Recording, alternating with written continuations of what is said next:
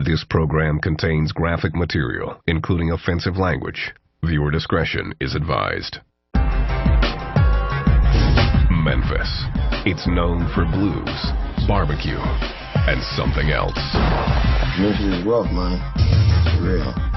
This city breeds hardcore killers. Like homeboys was killing homeboys, you know. We was knocking each other off. One gang shows no mercy, bathing these streets in blood. A lot of folks tried to come. A lot of folks didn't leave. LMG. LMG, love murdering gangsters. Cause on the Mississippi Delta, it's kill or be killed.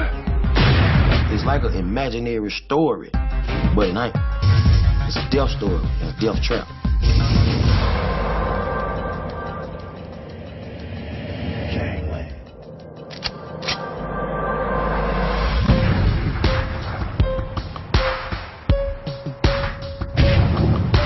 Memphis, Tennessee, heart of the Bible Belt. It's got more churches than gas stations, and everybody has a recipe for the best barbecue in town. It draws thousands of tourists who flock to visit the birthplace of the blues and the home of Elvis Presley. Memphis is also one of the deadliest cities in the country. It was folks dead everywhere. Dead in the garbage can, dead in the snow, dead standing up on the wall. Just death.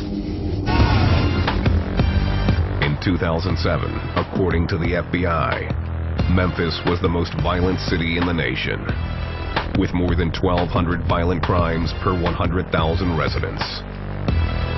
The #1 reason for the bloodbath: gangs. It's like every major city took all their gangs, put it in a toilet, flushed it, and they came out in Memphis. This city of 674,000 holds some 300 different sets of gangs. The most notorious of those, the LMGs, love murdering gangsters.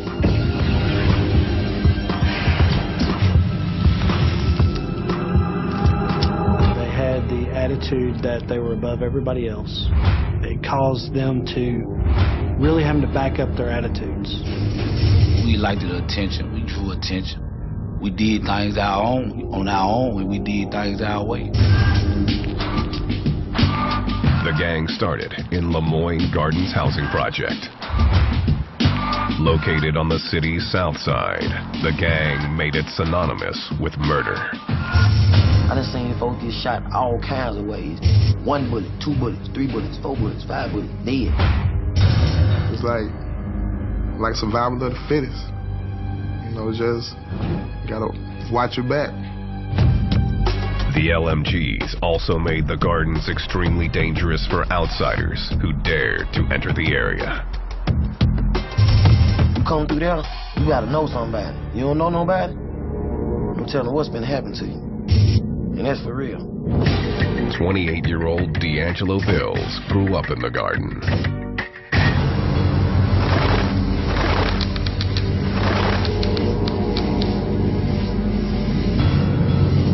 My life at 12, man, it wasn't boring. You hear me?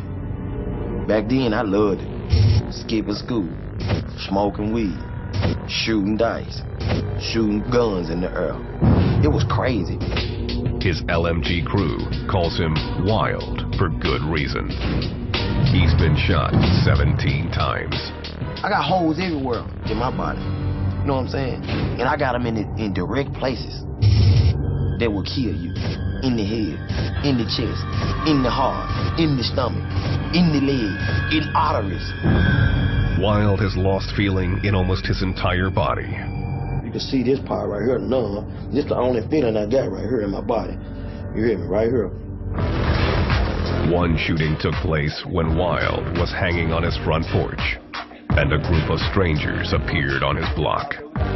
I wasn't really paying them no attention. You know what I'm saying? Someone was just telling me to look. Boom! As soon as I looked, it hit me in my face.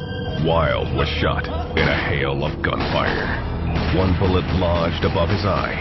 I was trying to snatch this out, but it was stuck on my eye bone though.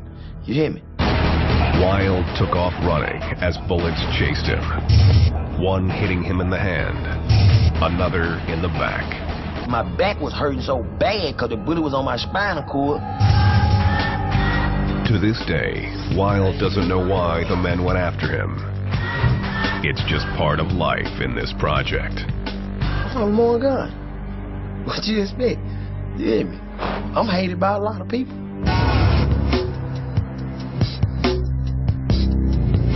LMG member Curtis Crump learned early on to tune out the gunfire in Lemoyne Gardens.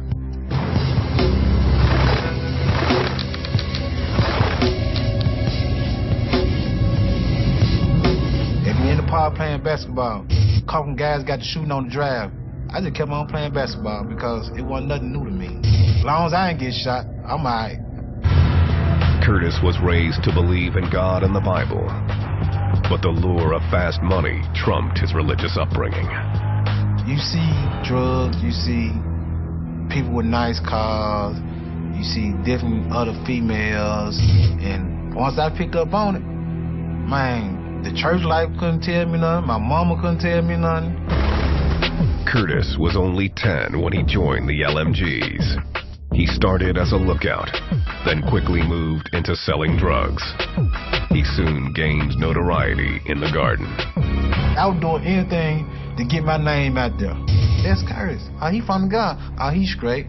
Don't with him. If you with him, he got a whole lot of on his team. Curtis had already been shot 7 times by his 18th birthday. Got shot right there. Shot me right there. I got another bullet hole right there. One shooting almost cost him his life. In 1990, Curtis was playing craps and was up more than $3,000. The trouble started when another player didn't like the way the dice were rolling. Like, Curtis, give me something. I told him I ain't get nothing, man. Go ask your hoe, give you something. Go rob a bank, do whatever. The other gangster went to his car and grabbed an Uzi, then began shooting at Curtis. I end up on the ground, and I see him run up on me. I told him, I'm gonna blow your up, man. You might well go and kill me. So that one unloaded on me. The gunman fired more than 30 rounds, hitting Curtis in the legs 5 times. I gotta kill this now, you know what I'm saying? And you think, well, I don't want to do it because if I do, I'm going to jail. The shooter was added to a list of enemies, topped by the LMG's most hated rival, the Gangster Disciples.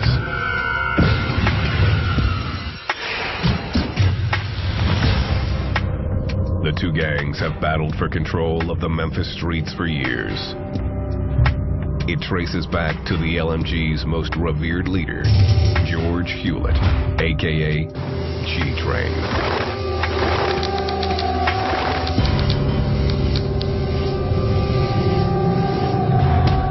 1993, 23-year-old G-Train ruled the drug scene in South Memphis with an arsenal of weapons and an iron fist.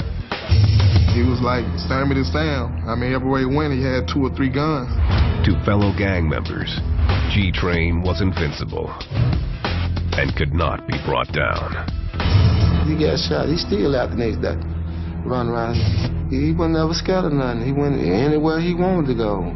Alvin Johnson, known as Dog Pound, was G-Train's childhood friend.